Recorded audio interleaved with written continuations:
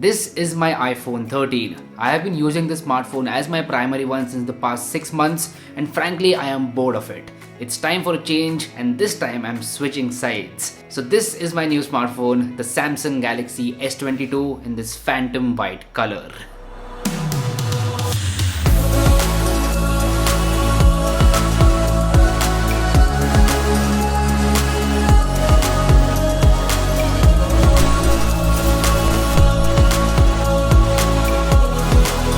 I hope you're drinking your water and staying hydrated because that is very important, especially in this summer season. I'm drinking water in this fancy cup, but yeah, the point is that stay hydrated, my friends, stay hydrated. Hey guys, Harsh here and welcome back to Technolobe. I finally bought a new smartphone for myself, a new primary smartphone, and this time around I switched sides. It's not an iOS smartphone, it's an Android one, and probably the best Android smartphone out there, the Samsung Galaxy S22. First up, let's get the unboxing out of the way. The unboxing experience was very disappointing because you don't get a lot of stuff inside the box. You get some paperwork, a SIM card ejector tool, the smartphone itself in this phantom white color, and a USB Type-C cable.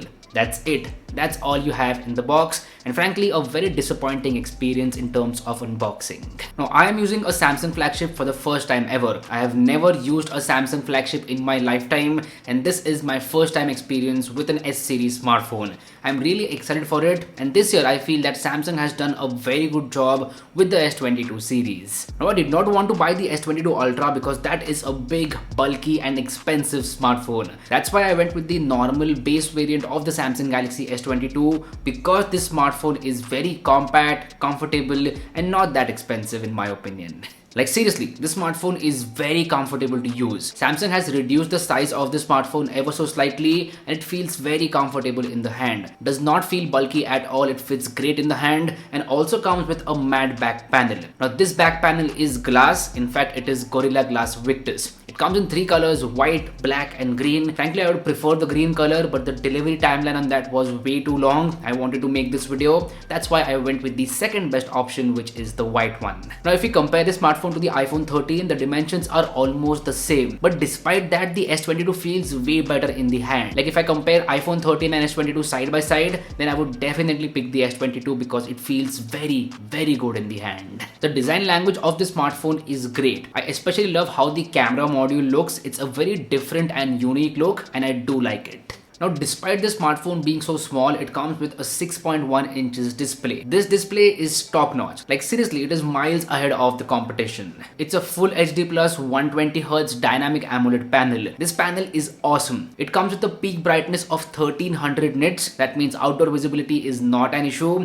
and the colors just pop out. Like the media viewing experience of this smartphone is great. Watching movies on Netflix, videos on YouTube or in general Instagram Reels, everything looks amazing on this display. Like the colors are very good and everything just pops out. Samsung is the best out there when it comes to displays and they have not cut corners on the Samsung Galaxy S22. The display experience is really good. Now the cherry on the cake over here is that 120Hz refresh rate. Now this is a dynamic AMOLED panel, which means that the refresh rate will automatically change. You cannot lock it at 120Hz. It will automatically change based on what you're doing on the smartphone. Now this does not mean that this is an LTPO panel. The LTPO panel, which goes from 1Hz to 120Hz, is reserved for the Samsung Galaxy S22 Ultra.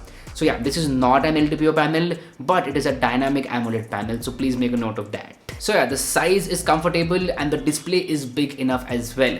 It's not a small display, it's the perfect size in my opinion. Like I gave this smartphone to a couple of my friends and they were like, damn, this is a very good smartphone. Like they did not expect Samsung to make such a good smartphone. They thought that Apple is the only one which makes great smartphones out there, but they were really surprised and impressed with this little boy, the Samsung Galaxy S22. Now this year Samsung did a very good job in India. They brought this smartphone with a Snapdragon processor and not the Exynos variant. So yes, this smartphone comes with the Snapdragon 8 Gen 1 processor, and along with that the variant that I have over here comes with 8GB of RAM and 128GB of internal storage. So yes, finally after waiting for years we get the Snapdragon variant and I am very excited about it. As far as my initial impressions go, the performance on the smartphone has been smooth. I did not notice any lags whatsoever. It was a very smooth and clean experience. Samsung has done a good job with the software as well. It comes with Android 12 out of the box. That is an excellent thing. It does not come with Android 11. It comes with the latest Android version, and it also got an update where the security patch is 1st March. Like literally, the 1st March security patch gets a big fat thumbs up from my side. Also, I'm using One UI after a very long time, and Samsung has come a long way with the software. I feel that they've done a very good job in terms of polishing, and the experience is really good. But I will do my in-depth testing and let you know about the Snapdragon 8 Gen 1 processor on this smartphone in my upcoming videos. So make sure you stay tuned for that. Now, one of the major advantages that this smartphone has over the iPhone 13 is with the cameras. It comes with a triple camera setup, a 50 megapixel primary camera, a 12 megapixel ultra wide angle camera, and a 10 megapixel telephoto camera with a 3x optical zoom. So yes, that telephoto camera is very useful, and you do get that with the S22. If you talk about photos, Samsung does not disappoint over here. All the cameras are shooting some amazing photos in terms of dynamic range, detail level, and the colors are awesome as well. It has that typical Samsung look which everyone likes, and I do like it as well. The photos are going to be really good with this smartphone.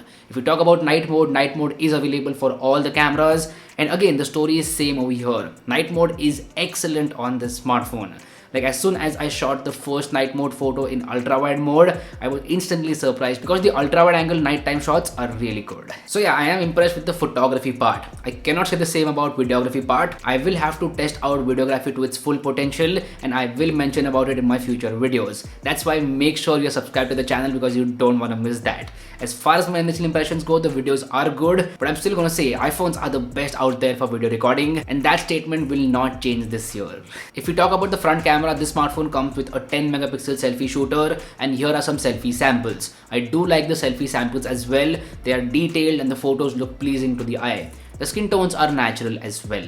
So yeah, selfie camera is good on this smartphone. Now this gets me to one of the most questionable things about this smartphone, and that is battery life. It comes with a 3700 mAh battery with support for 25 watt fast charging. It comes with wireless charging and reverse wireless charging as well, so that is an added bonus. But yeah, the bottom line is that it comes with a 3700 mAh battery, and that is small.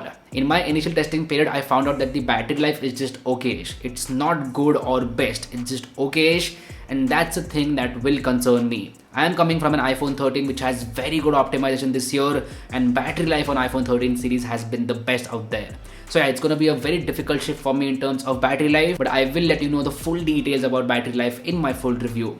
As far as my initial impressions go, the battery life is just okayish. I'm gonna say this phone will last you for an entire day, but you will have to plug it in towards the end of the day. Now talking about charging, the charging speeds are very slow. You will have to use a USB PD charger to get that 25 watts, but even after that the charging speeds are slow. I was expecting Samsung to put like 67 watt fast charging over here, but that's not the case, like clearly not the case. Now the first thing that I did after unboxing the smartphone is go into the offline market and buying a tempered glass for this smartphone. But as soon as I bought that tempered glass and installed it, the fingerprint sensor started giving me problems. It comes with an ultrasonic fingerprint sensor, and that will give you problems if you install a tempered glass. So it's kind of a difficult situation. Like the ultrasonic fingerprint sensor does work, but it takes a couple of tries. So I would suggest after you install the tempered glass, then reset up the fingerprint sensor, and then it will work better. But basically after you install the tempered glass, you will face some issues with the fingerprint sensor. Now alternative authentication method includes face unlock, which is very fast and works like a charm. So yeah, I have set up face unlock as well as fingerprint unlock, and face unlock works really well for me. This gets me to other little things with this smartphone. This smartphone is IP rated, it's water and dust resistant, so you don't have to worry about water splashes with this smartphone. It also comes with great speakers. The speakers are loud and clear, and they do not distort at high volumes as well.